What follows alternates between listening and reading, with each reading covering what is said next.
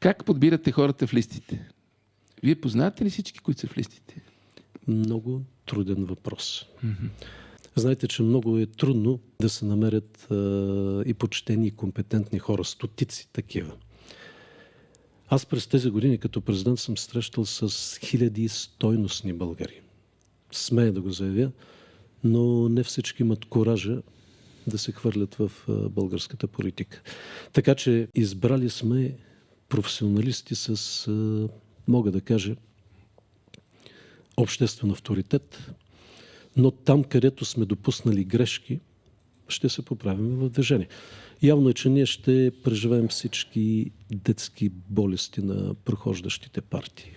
Има опрети, че имате хора от ДПС-то, хора от ГЕРБ, такива номади. Аз мисля, че това го има и във всички партии. Въпросът е, можем ли да ограничим хора, които искат да участват активно в разграждането на този порочен управленски модел, който изсмука жизнените сили на обществото ни години наред. Хора, които имат и знание, и опит, и експертиза, и най-вече имат огромна мотивация да се включат в този процес.